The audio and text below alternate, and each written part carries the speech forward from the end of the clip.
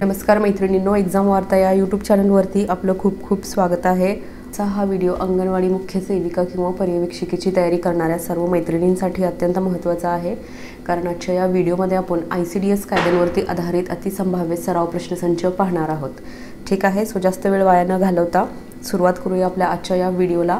ICDS कायदे सराव प्रश्न या ठिकाणी पहा, पहिला प्रश्न आहे, गर्भधारणापूर्व व प्रसवपूर्व रोगनिदान तंत्रे लिंग निवडीस प्रतिबंध अधिनियम 1994 म्हणजेच PCPNDT ॲक्ट नुसार भ्रूण म्हणजे PCPNDT ॲक्ट नुसार भ्रूण म्हणजे या ठिकाणी आपल्याला भ्रूणाची व्याख्या विचारलेली आहे।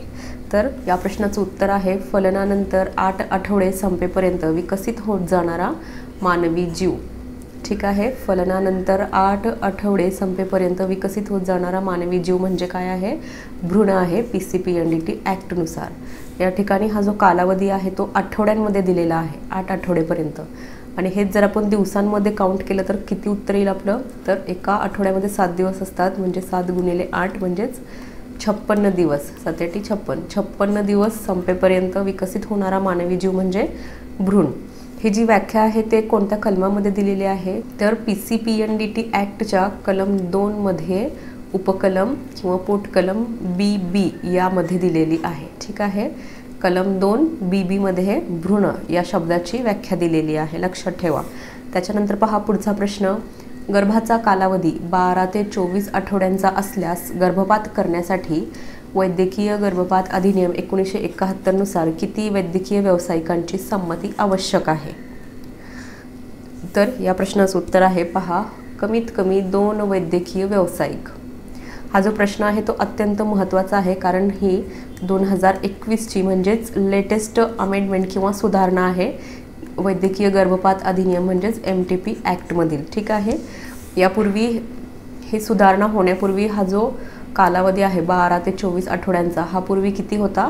तर 12 ते 20 आठवडे असा होता। 20 आठवड्यापर्यंत पूर्वी ॲबॉर्शन करण्याची परवानगी होती, बट 2021च्या सुधारणेनुसार ते आता वाढवून 24 आठवडे करण्यात आलेले आहे। अत्यंत महत्त्वाचा मुद्दा आहे हा, हे लक्षात ठेवा।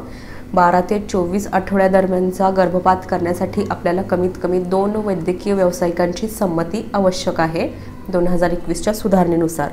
वैद्यकीय गर्भपात अधिनियम ही सुधारणा कोणत्या कलमात आहे किंवा ही तरतूद कोणत्या कलमात करण्यात आलेली आहे?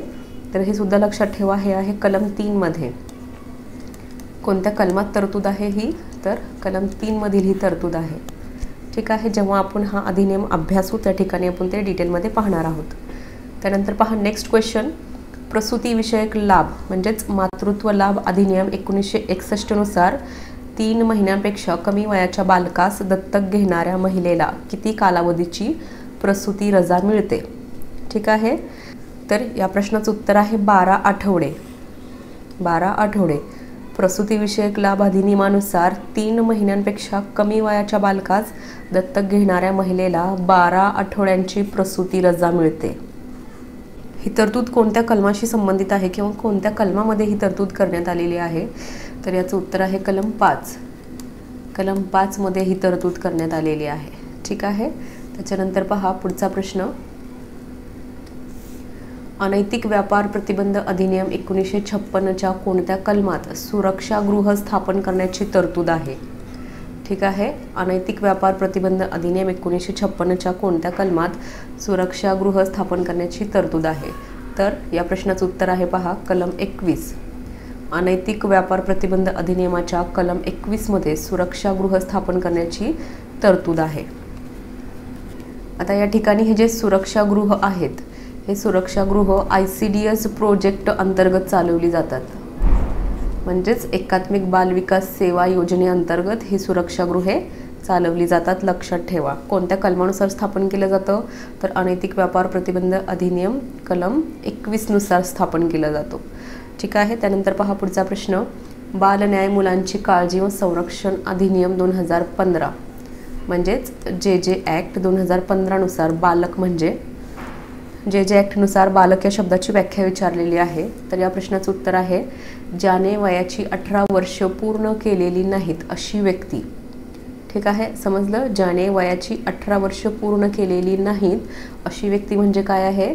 तर अशी व्यक्ती म्हणजे जे ॲक्टनुसार बालक आहे. बालकाची व्याख्या जे ॲक्टमध्ये कोणत्या कलमात दिलेली आहे तर कलम 2 मधील पोटकलम 12. लक्षात ठेवा, कलम 2 मधील पोटकलम 12 मध्ये जे ॲक्टमध्ये बालक या शब्दाची व्याख्या करण्यात आलेली आहे. बालक म्हणजे कोण तर ज्याने वयाची 18 वर्ष पूर्ण केलेली नाहीत अशी व्यक्ती म्हणजे बालक होय. ठीक आहे. त्याच्यानंतर पहा पुढचा प्रश्न. बाल न्याय मुलांची काळजी व संरक्षण अधिनियम 2015 कलम 4 मध्ये खालीलपैकी कोणती तरतूद करण्यात आलेली आहे. ठीक आहे. जे ॲक्टच्या कलम 4 मध्ये कोणती तरतूद करण्यात आलेली आहे असा प्रश्न आहे. तर या प्रश्नाचं उत्तर आहे बाल न्याय मंडळ.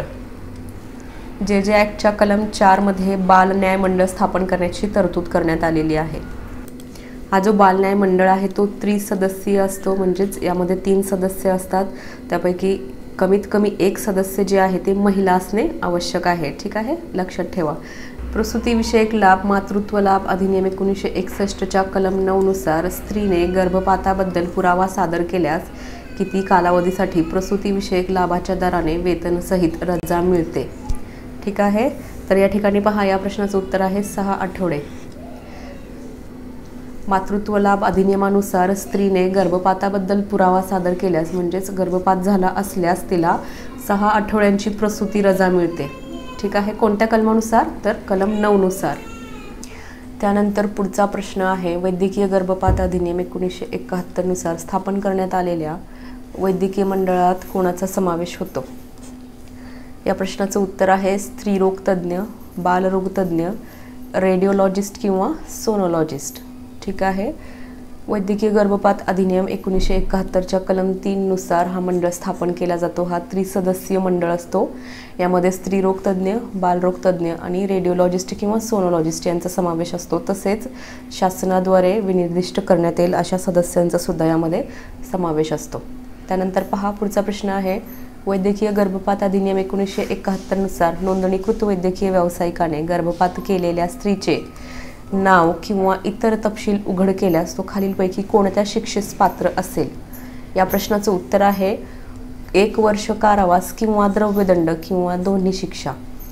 वैद्यकीय गर्भपात अधिनियमानुसार नोंदणीकृत वैद्यकीय व्यवसायाने जर ॲबॉर्शन घडवून आणलेल्या स्त्रीचं नाव किंवा इतर तपशील उघड केल्यास तो 1 वर्ष कारावासाच्या शिक्षेस किंवा द्रव्यदंड म्हणजेच दंडाच्या शिक्षेस किंवा दोन्ही शिक्षेस म्हणजेच 1 वर्ष कारावास आणि द्रव्यदंड या दोन्ही शिक्षेस पात्र असेल.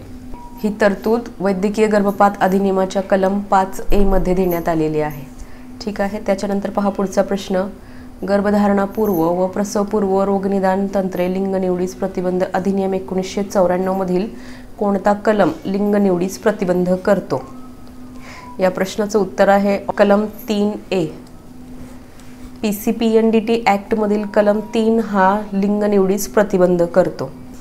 तर या अधिनियमातील कलम 6 हे गर्भलिंग निर्धारण करण्यास प्रतिबंध करतो. ठीक आहे. त्याच्यानंतर पहा पुढचा प्रश्न. प्रसूतीविषयक लाभ मातृत्व लाभ अधिनियम 1961 नुसार नियोक्त्याने स्त्रीला प्रसूतीविषयक लाभाची रक्कम देण्यात कसूर केल्यास तो कोणत्या शिक्षेस पात्र असेल. या प्रश्नाचं उत्तर आहे 3 महिने ते 1 वर्ष कारावास आणि 2000 ते 5000 रुपये द्रव्यदंड. प्रसूतीविषयक लाभ अधिनियमानुसार नियोक्त्याने स्त्रीला त्याचा प्रसूतीविषयक लाभाची रक्कम देण्यासाठी कसूर केल्यास तो 3 महिने ते 1 वर्ष कारावास आणि 2 ते 5000 रुपये द्रव्यदंडाच्या शिक्षेस पात्र असेल. ICDS अंगणवाडी मुख्य सेविका पर्यवेक्षिकेच्या परिपूर्ण तयारीसाठी संदर्भ ग्रंथ आहे. प्राईम पब्लिकेशनद्वारे प्रकाशित ICDS अंगणवाडी मुख्य सेविका पर्यवेक्षिका संपूर्ण मार्गदर्शक हा संदर्भ ग्रंथ महाराष्ट्रातील सर्व पुस्तक विक्रेत्यांकडे उपलब्ध आहे. तसेच ऑनलाईन ॲमेझॉनवरती सुद्धा अवेलेबल आहे. ॲमेझॉनची लिंक डिस्क्रिप्शन बॉक्समध्ये प्रोव्हाइड करण्यात आलेली आहे. तसेच संदर्भ ग्रंथाच्या अधिक माहितीसाठी तुम्ही स्क्रीनवरती दिसत असलेल्या या नंबरवरती सुद्धा संपर्क करू शकता. ठीक आहे. या व्हिडिओमध्ये या ठिकाणी आपण थांबूया. पुढच्या व्हिडिओमध्ये आपण बालन्याय अधिनियमावरती आधारित सराव प्रश्न पाहणार आहोत. बालन्याय अधिनियम हा ICDS कायद्याअंतर्गत येणारा सर्वात महत्त्वाचा अधिनियम आहे, म्हणून पुढचा व्हिडिओसुद्धा अजिबात मिस करू नका. तुम्ही जर अजूनही चॅनलला सबस्क्राईब केलं नसेल तर प्लीज चॅनलला सबस्क्राईब करा. व्हिडिओ आवडला असेल तर लाईक आणि शेअर करायला विसरू नका. Thank you for watching.